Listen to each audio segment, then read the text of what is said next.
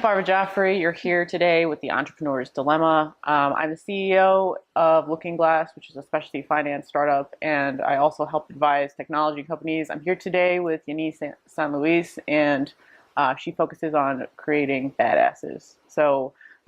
It's nice to have you today. Thanks for joining. Thanks for having me. I appreciate it. So can you get a little bit into what you actually do? Sure. So I am the owner and founder of The Win Woman, and I founded this brand a little over a year and a half ago, and I just wanted to help women win more and more individuals win. And so for me, being competitive and winning was all about me growing up, and I used to race my dad to the dining table for dinner. I mean, it used to get so small as in those things. So I love to win. And I felt that winning and that concept was having more of a negative term these days. And I wanted to bring it back. And I wanted to make sure that people were not only winning in their lives, but they were winning in their businesses. So what's the most common challenges that you see when you work with entrepreneurs, when you work with women? So the most common challenge that I'm seeing now, as far as when I'm working with entrepreneurs, is you're hitting the ground running. You have this great idea that you want to implement, and you are almost flying by the seat of your pants, right? There's no plan that has in place. You start getting some clients here and there, and all of a sudden you're growing fast, which is a great problem to have. But there's a lot of disorganization that's happening, right? There's not a lot of control that's happening with their sales process. Things are inconsistent. So different price points for different clients, because you're like, I'm going to hook you up because you're my friend. And I'm going to give you this price point. But then you have another client that's paying a premium price for what product you're offering. So it's inconsistent. So for me, what I've done is I come in and I help bring in the organization to what is sales and sales process. A lot of times entrepreneurs take it personal, and so their business is an extension of themselves. And what happens there is anytime that someone says no to them, it's like an incredible blow to their ego.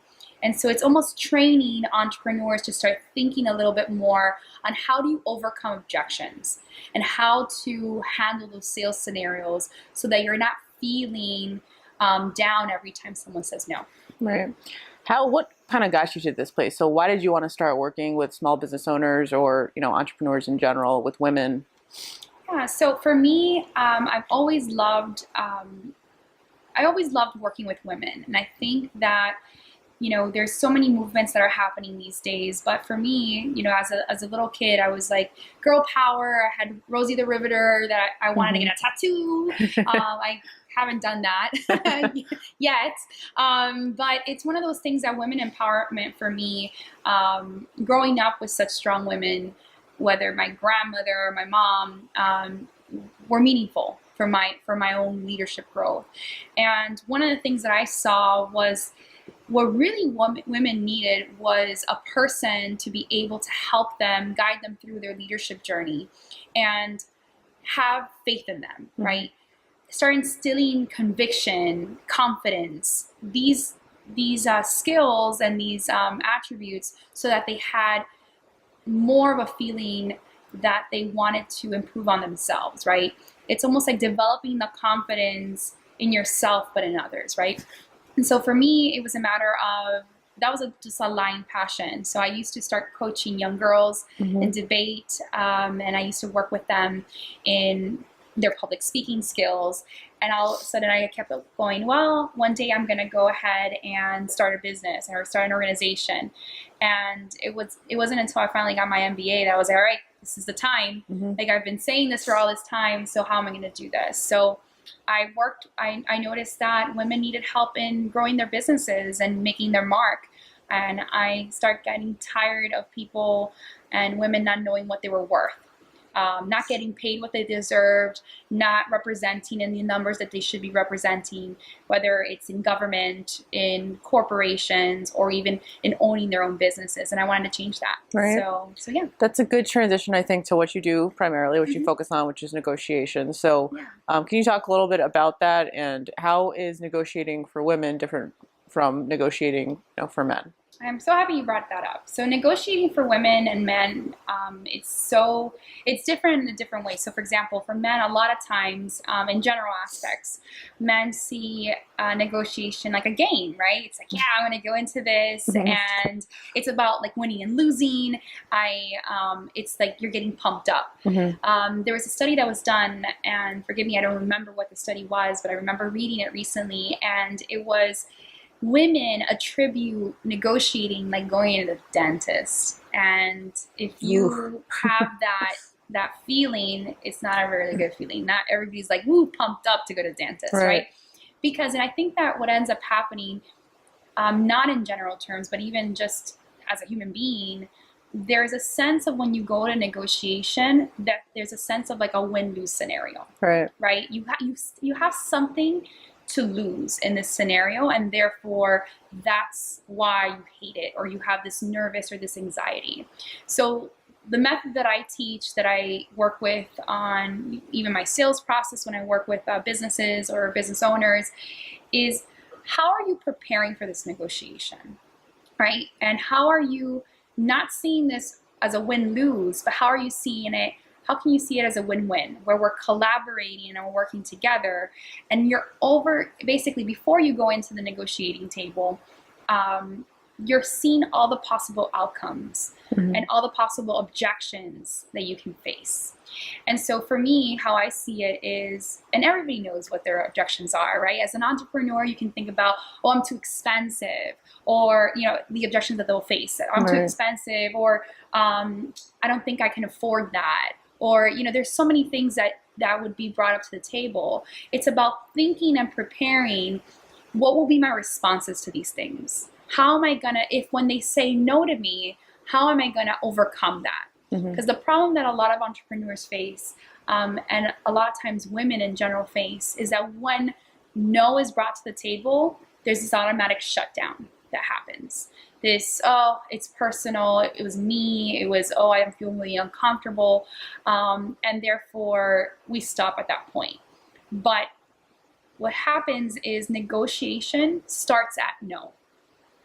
Right. If I'm pitching you and you agree with me, it's an agreement, like period, end of story. You're agreeing, we're working together, awesome, here's the dotted line, you're signing, let's work together on Monday. But if you say no to me, then that's when okay, well, what about this made you uncomfortable? It's about asking the questions. How can we make this work? How do you see us working together, right? Asking those questions and coming from a place of understanding is how you get over that negotiation. That's the process of negotiation that people need to know about, that it starts at the no. It doesn't start at an agreement. And no can come in various formats. It can go from me actually telling you no, but the most common one is body language, right? And how people are positioned. So if we're talking right now and I'm leaning into you and we're interesting, and I go, okay, this person's interested, right? We're leaning in. But if you say something to me and all of a sudden I'm backing away, or I'm crossing my hands, or I'm just now kind of distant, I'm looking around, well, there's something that disagreed with you, that you're either not engaged or that you're saying no to me with your body language. At that point, the charge is on the other person to say, hey, so I'm having a sense that you're feeling uncomfortable. Can you tell me what about this made you uncomfortable? That person will then kind of get shocked and then be like, well, or, well, that's very perceptive of you, but this is what made me uncomfortable. Okay, great, let's work through it now. Because sales is not about getting through your pitch and bulldozing your way through your pitch. It's about understanding the person's need at the time, addressing it, and then adjusting what you're going to do in the scenario to fit to them. It's not about you as a business owner. It's about the client you're going to work with.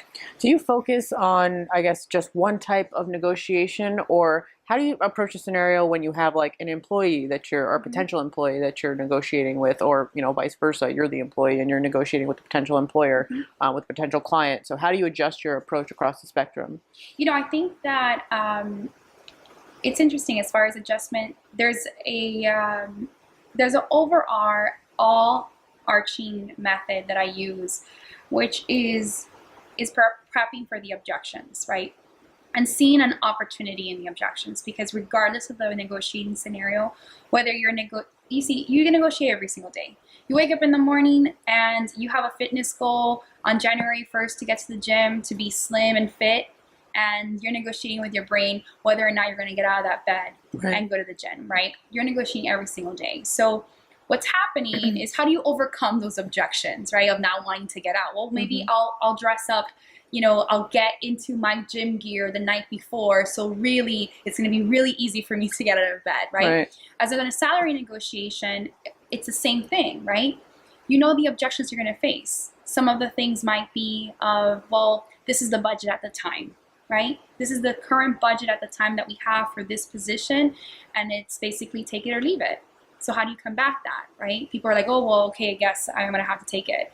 Well, is there anything else within the benefits package that will allow you some freedom that are still in your best interest that you can value trade for?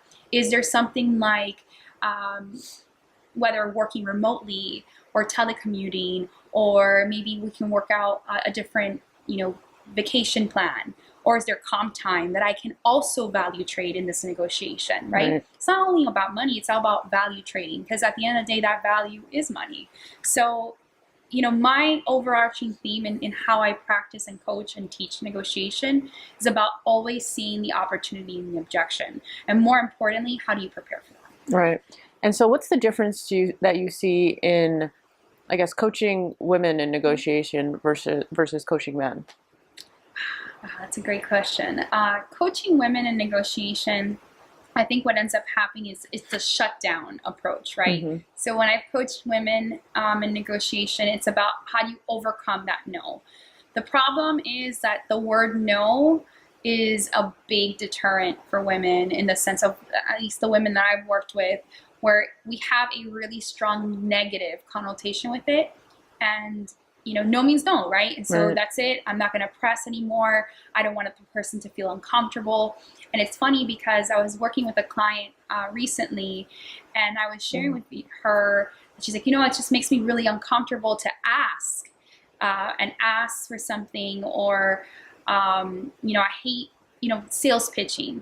And a lot of times the reason why we hate it is because we ourselves have had a really unpleasant experience, right? Whether it was at the mall and someone's like grabbing you like, hey, Farva, do you want to try this like cream for your face, or whatever it is, you've had a very unpleasant experience. And the truth of the matter is you don't want the person that you're pitching to have that experience. So which is that's the negative connotation.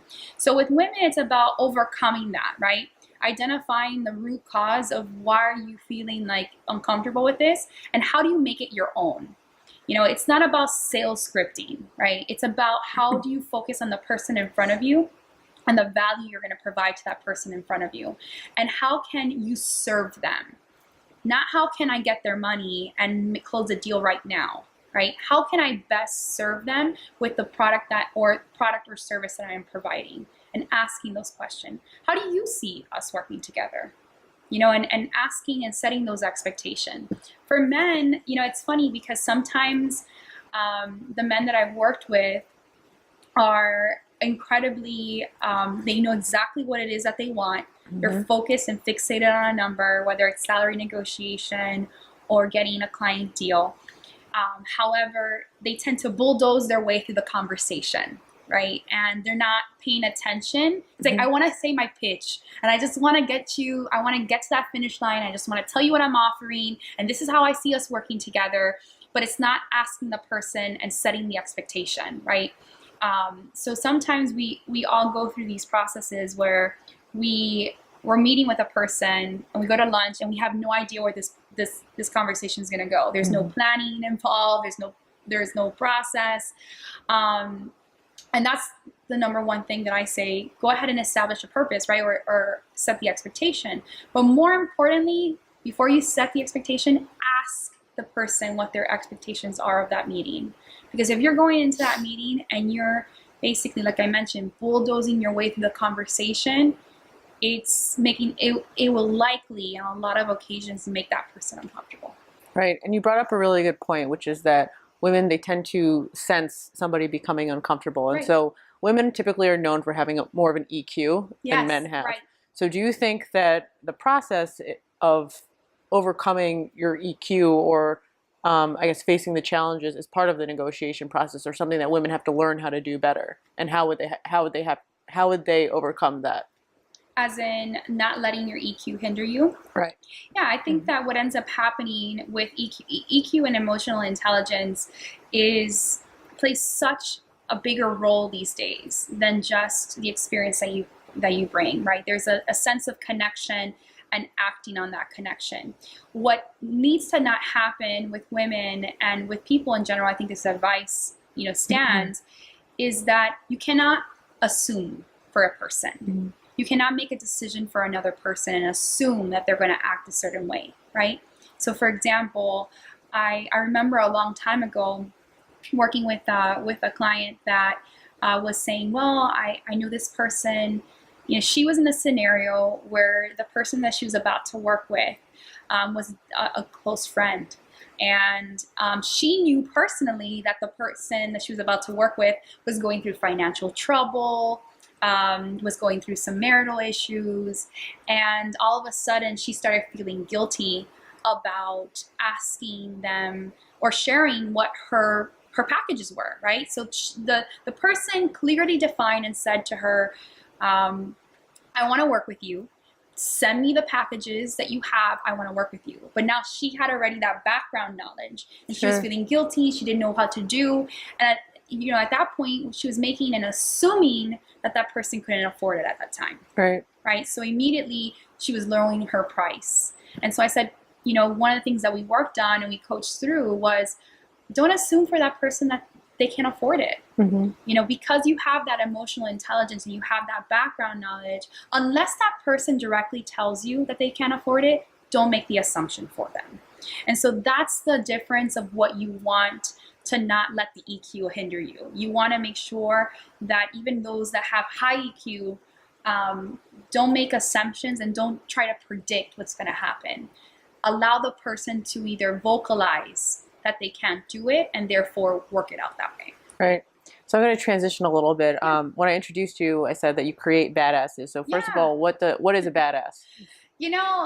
That definition of a badass, I think that at any moment, and I'll ask you, I'm sure you can think of one, but at any moment and point in your life, you have either read about someone or someone and you're like, God, that person's such a badass, right? Yeah. They're absolutely they're killing it every day. They're a person that wakes up in the morning. They're confident in themselves. They're confident in their ability, and they know how to get things done, right? And so, it's funny because I'm like, we're human beings, right? I don't expect that every single person every morning is going to wake up and feel this way, right? Things happen, scenarios happen, environment happens. But if we can do this 80% of the time, if we can do an 80-20 split and 80% of my week I feel like a badass, then I want to know how to create that more, right? Within women and within how they work and operate. So how do I do that? I have dissected and deconstructed what my definition of a badass is. So it's that type of person that has absolute confidence in their ability to get things done in whatever aspect of their life. If they're rocking it being a mom, then they're defined as a badass. And it's also being able to instill confidence in those women, in the sense of, because a lot of times we think of badasses, we don't think of ourselves. Right. We think of another person. We think of, my mom, or we think of, a celebrity like Oprah or whatever it is, right? We don't think of ourselves. It's more so also changing and shifting the culture of creating inner badasses and instilling confidence, knowing your worth, and seeing what strengths you bring to the table. Because here's how I see it. For women, asking for what you want is difficult because you don't know the strengths that you bring to the table. So one question that I always ask women is, how do you own the strengths that you bring to the table? Not only owning them in general. How do you own it? How have I owned my strengths today? So if I'm a person who is a complete boss at attention to detail, how have I owned attention to detail today? And being self-aware and asking yourself that, it doesn't have to be daily, but at the very least on a weekly basis, like, how have I owned that strength? Because here's the thing, when you start realizing how you're owning your strengths, then you know your worth. And when you know your worth, then you can ask for what you want. And when you ask for what you want, you're an ultimate goddess.